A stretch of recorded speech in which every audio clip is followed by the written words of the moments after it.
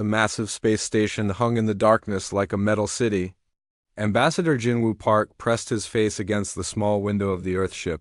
He had never seen anything so huge. The station was bigger than any city on Earth. Lights moved across its surface like stars. Amazing, said Dr. Minji Kim, standing next to him. She was Earth's best scientist for meeting alien life. Look at the size of that thing, Jinwoo nodded. His hands were shaking a little. Today was the most important day in human history. Today, Earth would meet the Galactic Council.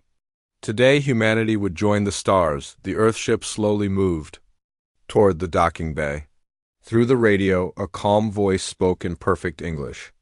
Welcome, humans from Earth. The Council waits for you. Jinwoo straightened his blue suit. He had practiced his speech 100 times. Earth wanted peace. Earth wanted friendship. Earth wanted to learn from the wise aliens who had ruled the galaxy for millions of years. The docking bay was enormous.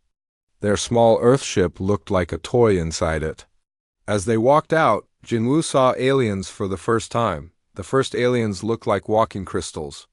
They were tall and clear, with light moving inside their bodies. A crystal alien stepped forward. I am Kethver of the Vorthik. We welcome Earth. Behind the crystal aliens stood creatures made of pure light. They had no solid bodies, just glowing energy in the shape of people. One of them spoke, and its voice sounded like music. I am Lumera of the Luminari. Your species is ... interesting. The third group looked like walking trees. Their skin was green and rough like bark. Flowers grew from their heads. The largest tree alien bowed slowly. I am Rootsinger Veltum of the Sylvani. We have watched your world grow. Dr. Minji Kim stepped forward with her translator device. Thank you for welcoming us. We come in peace. We want to learn. Kethver's crystal body flashed with colors. Good, the council will see you now? They followed the aliens through long halls. The walls showed pictures of strange worlds and alien cities. Jinwoo saw planets covered in crystal forests. He saw cities floating in space. He saw creatures he could not even understand. How many species are in the council? Minji asked. 12, said Lumera. We have kept peace for 3 million years. 3 million years, Jinwoo whispered. On Earth, humans had only learned to write 5,000 years ago. The council chamber was a huge round room. 12 different aliens sat in tall chairs around. A circle, in the center, was a small platform where Jinwoo and Minji would stand. Jinwoo walked to the platform. His heart was beating fast. These aliens could destroy Earth easily if they wanted. But they seemed kind. They seemed wise. People of Earth, said Kethver, tell us about your species. Jinwoo began his speech. He told them about human art and music. He told them about human science and medicine. He told them how humans wanted to explore the stars and make friends with other species. The aliens listened. Sometimes they asked questions. They seemed very interested in human technology.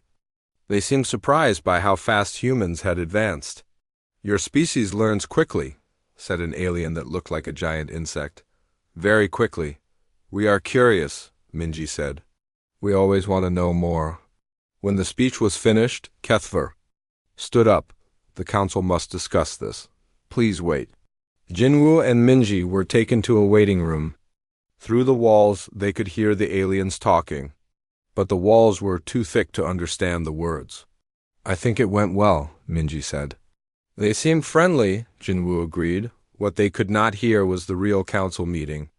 This species is dangerous, Kethver said to the other council members. Look how fast they advanced. In just a few thousand years, they went from caves to space travel. They are aggressive, said the insect alien. Their history is full of wars. They spread too quickly, said Rootsinger Veltum. They will want more and more worlds. Lumera's light body grew brighter. They could threaten the peace we have built. What do we do? Asked another council member. We cannot attack them directly, Kethver said. Our laws forbid attacking peaceful species. But we cannot let them grow stronger, said the insect. Alien, the council thought in silence. Then Kethver spoke again. I have an idea. We give them a gift. A gift that will solve our problem. Meanwhile, in the waiting room, Jinwoo and Minji waited. They looked at pictures of alien worlds on the walls. They imagined human colonies on those beautiful planets. After 2 hours, Kethver returned. His crystal body was glowing with warm colors. "The Council has decided," he said. "We welcome Earth to the galactic community." Jinwoo felt joy fill his chest. "Thank you. More than that," Kethver continued. "We wish to give you a gift. Advanced terraforming technology. With this you can turn any dead planet into a garden world." Minji's eyes went wide. "That would help us so much. We could build colonies everywhere." "Exactly," Kethver said. "This technology will help your species spread across the stars in peace." What Kethver did not say was the truth. The terraforming technology had a hidden program. After 50 years it would activate. It would not create gardens. It would create death. Every world touched by the technology would become empty. All life would end. The Council had used this trick before. 46 other species had received the same gift. None of them existed anymore. "When can we take this technology to Earth?" Jinwoo asked. "Immediately," Kethver said. "Our ships will follow you home. We will install the technology ourselves." As they prepared to leave, Ambassador Taeyun Lee and Dr. Suyang Han joined them. They had been studying the Council's other technologies. "This is the greatest day in human history," Taeyun said. "Humanity will spread across the galaxy," Suyang added. The Council members watched the humans leave. Their faces showed no emotion. 50 years, Kethver said quietly, "then the galaxy will be safe from them." The human ships flew back toward Earth, carrying death disguised as a gift. Behind them, the Council began planning how to divide up human space after the extinction. None of them knew that in 500,000 years, the price for this betrayal would finally be paid. But in the cold dark between galaxies, the survivors would remember. They would grow strong. And they would return. 50 years had passed since the Council gave Earth the terraforming technology. Captain Minho Choi sat in his chair on the Deep Space Station Alpha. He looked at the big screen showing all the human colonies across the galaxy. 43 colonies. 43 new worlds where humans lived and worked. The terraforming technology had worked perfectly. Dead planets became garden worlds in just a few months. "Captain," said Dr. Yunji Park, the communications officer, "I'm getting worried about something." Minho turned his chair toward her. Yunji was the best at her job. If she was worried, he should listen. "What is it?" he asked. "It's Colony 7. They haven't sent their daily report for 3 days." Minho frowned. Every human colony sent reports every day. It was the rule. "Try calling them again." Yunji pressed buttons on her control panel. "Colony 7, this is Earth." "Control, please respond." She waited. Nothing. "Colony 7, please respond immediately." Still nothing. "Maybe their transmitter broke," Minho said. But he felt worried too. 3 more days passed. Colony 7 stayed silent.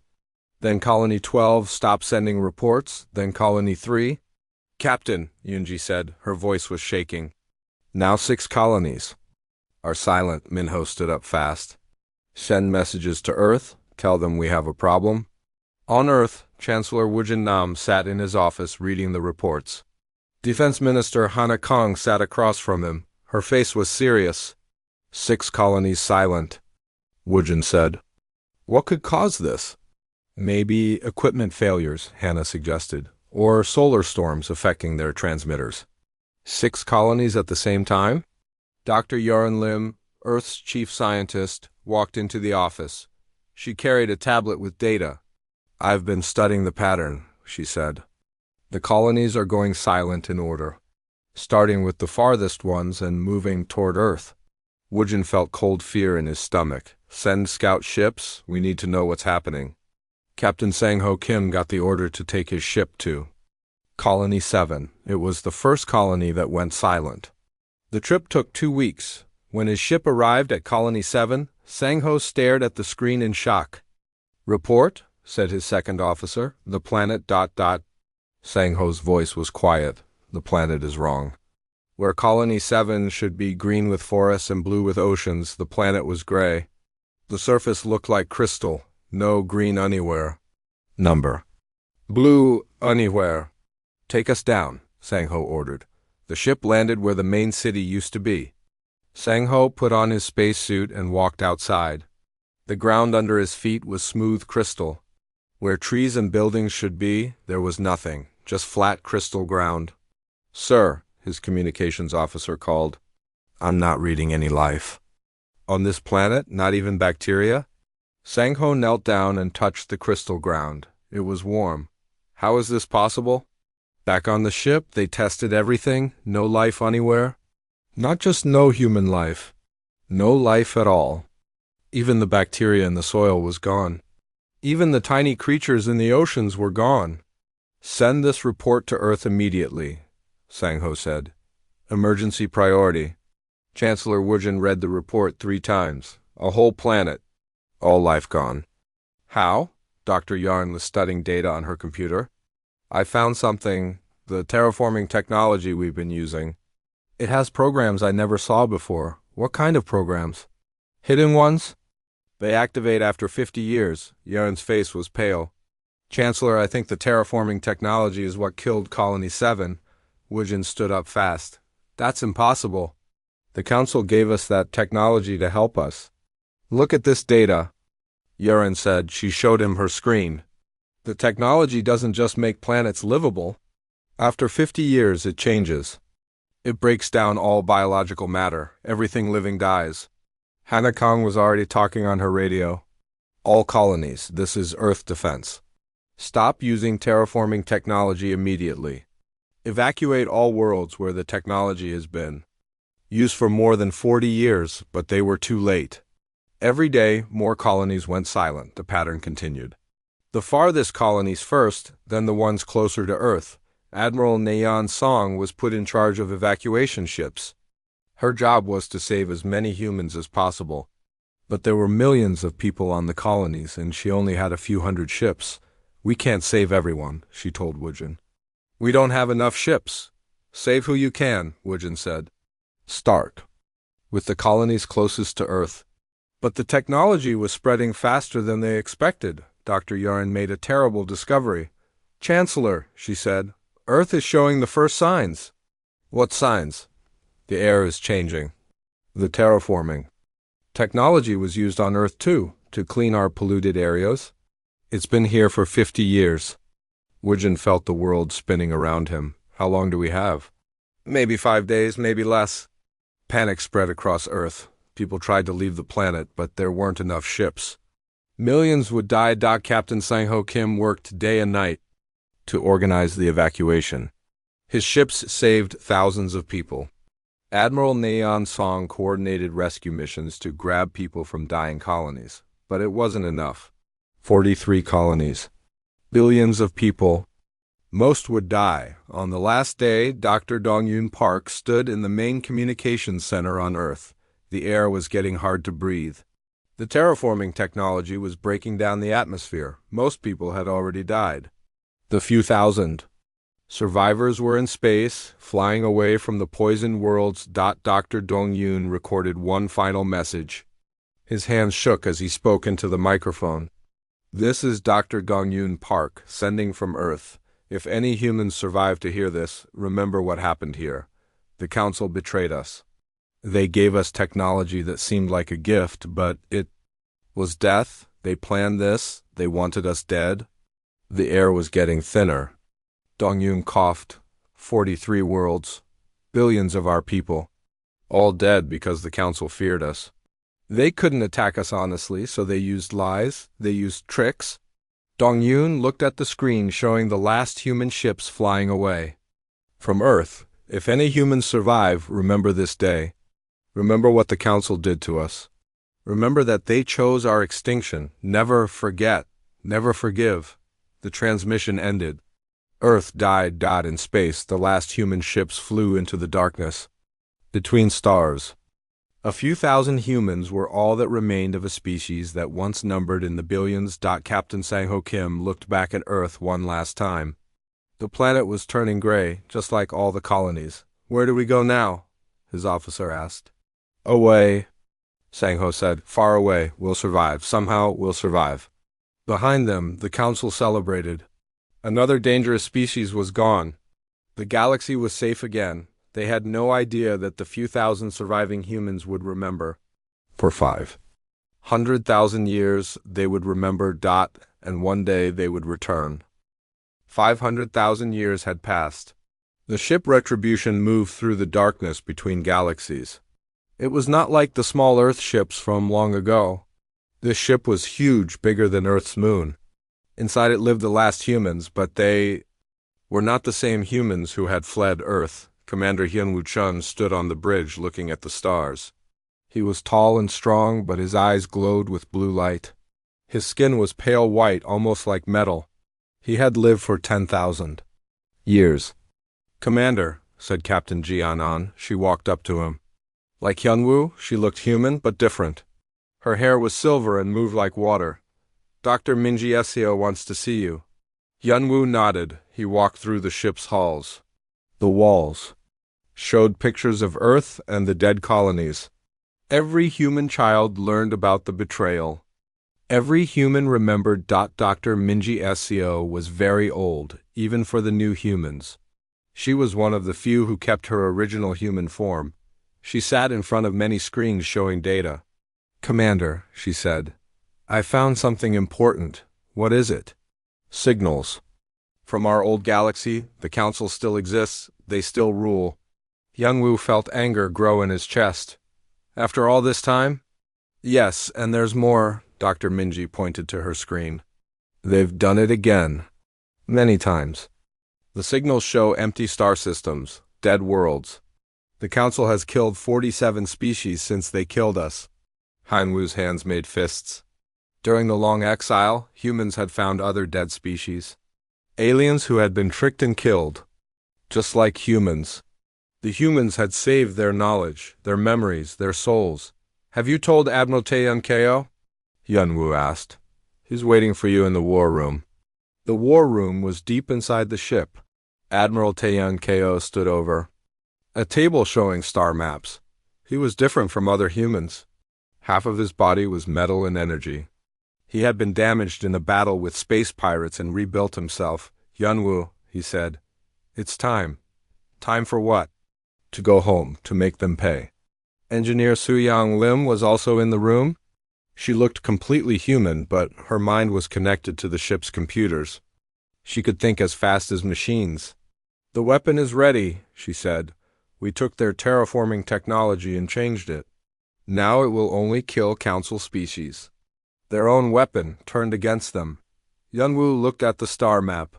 Their old galaxy was far away. It would take many years to travel there. Are we ready for war? He asked. We've been ready for 500,000 years. Admiral Taeyun said, during their exile, humans had become something new. They lived much longer. They were much stronger. They could change their bodies when needed. Some humans were part machine. Some were part energy. Some could live in space without suits, but they remembered being human. They remembered Earth. They remembered the betrayal. Start the journey, Hyunwoo commanded. It's time to go home. The human ships appeared at the edge of their old galaxy like ghosts. Captain Jin Woo-han led the scout missions. His ship was invisible to Council sensors. Human technology was now so advanced that the Council could not detect them. Look at this, said Intelligence Officer Minho Bae. He was studying Council communications. They don't even remember us. Jinwoo read the Council records on his screen. Humans were listed as Species 23, eliminated. Standard Protocol 7, successful. Just a few words. A whole species reduced to a footnote. 47 species dead since us, Minho continued. All killed the same way. False gifts. Hidden weapons. The Council calls it galactic gardening, Captain. Jinwoo felt sick. While humans had suffered in exile, the Council had kept killing. They had turned genocide into routine work. Dr. Yoonji Ko and scientist Hannah, you were studying the current galaxy. What they found made them angry? The galaxy is a prison, Dr. Yoonji reported. Every species lives under Council control. No one can develop new technology without permission. No one can explore new areas. No one can think freely. It's worse than that, Hannah added. Any species that shows independence gets marked for elimination. The Council has a list of 30 species they plan to kill next. The humans watched the Council from the shadows. They saw Overlord HFY, the crystal alien who now led the Council. He was cruel and cold. He spoke about killing species like. A farmer talks about pulling weeds. Admiral Woodgen Park called a meeting of all human commanders. We could destroy them easily, he said. Our weapons could turn their worlds to dust in minutes, but that would make us like them. We won't become monsters to fight monsters. Then what do? Asked Captain Yaren Young. We give them justice. We give them exactly what they gave us. The humans had spent 500,000 years planning this moment. They would not rush now. They would be careful. They would be precise. Begin Phase 1, Admiral Woodgen commanded. Phase 1 began with whispers. Captain Yaren Young led teams that moved through the galaxy like shadows. They disabled Council military ships without being seen. Council fleets simply vanished from their patrol routes. Space stations went dark. Planetary defense systems shut down. The Council's military power disappeared piece by piece. Commander Nayan Choi started Phase 2, the truth. Human broadcasts began reaching every planet in the galaxy. But these were not messages of war. They were messages of truth. People of the galaxy, the broadcast said, you have been lied to. Your rulers are murderers. The broadcasts showed the real history of the Council. They showed the 47 dead species. They played the final messages from each extinct race. The galaxy heard Dr. Dongyun Park's last words from Earth. They heard the dying screams of the Corosian children. They heard the final song of the Malthri poets as their world died. For the first time in millions of years, the galaxy's people learned what happened to species that displeased the Council. Admiral Sang-Ho Lee coordinated with rebel groups that formed on every world. Suddenly, suppressed species found themselves with advanced human weapons and technology. The Zephyrians, who had been slaves for 1,000,000 years, rose up with human energy weapons. The Kovani, who had been forbidden to build ships, suddenly had human spacecraft. The galaxy erupted in rebellion. In the council chambers, Overlord HFY screamed at his military commanders. How are they doing this? He demanded. Our fleets are gone. Our weapons don't work. We don't know, Overlord, said General Vexstar. The attacks come from nowhere. We can't detect the enemy. It's the humans, said an old council member. It has to be. The HFY's crystal body flashed red with anger. Impossible. We killed them all 500,000 years ago. Did we? The old member asked. Some of their ships escaped. A few thousand primitives could never threaten us, but the attacks continued. Council worlds fell one by one, not to conquest, but to revolution. The oppressed species of the galaxy finally fought back with human help. Diplomat Jian Park appeared on every screen in the galaxy. She was beautiful and terrible, glowing with power but speaking with sadness. People of the Council, she said. You chose to end us without trial, without mercy, without even honesty? You will receive the same consideration you gave us. None at all. The Council realized they faced something beyond their understanding. These were not the primitive humans they remembered. These were beings of immense power who had spent 500,000 years preparing for this moment. In their panic, the Council activated their most powerful weapons, planet-killer bombs, reality-warping devices. Weapons that could destroy star systems, none of them worked. Human technology simply absorbed the attacks and turned them into harmless light. Activate the final weapon, HFY ordered. The species killer. Engineer Su-Yang Lime detected the weapon activation from her position in space. She smiled coldly. They're using our own technology against us, she reported to the human fleet. How poetic. But the Council's version of the species killer was primitive compared to what humans had built. The human weapon was already active, already spreading through Council space. It would not kill randomly. It would only target the quantum signatures of Council species. The same weapon the Council had used to commit genocide, perfected and turned back on them. The final confrontation came in the council chambers themselves. Ambassador Yunwoo Kim and Captain Minji Jang materialized in the center of the room, appearing from thin air. The 12 council members stared at them in shock. These beings looked human, but they radiated power that made the air itself tremble. "Impossible," Overlord Dexhai whispered. "We killed your species. You killed our bodies," Yunwoo said. His voice was calm but terrible. "You scattered us into the void." "You thought that was the end?" Captain Minji stepped forward. In her hand was a device that glowed with soft light. "This contains the memories of all 47 species you murdered," she said. "Every child who died alone in space. Every parent who watched their world turn to crystal. Every civilization you ended because they inconvenienced you." The device projected images around the chamber.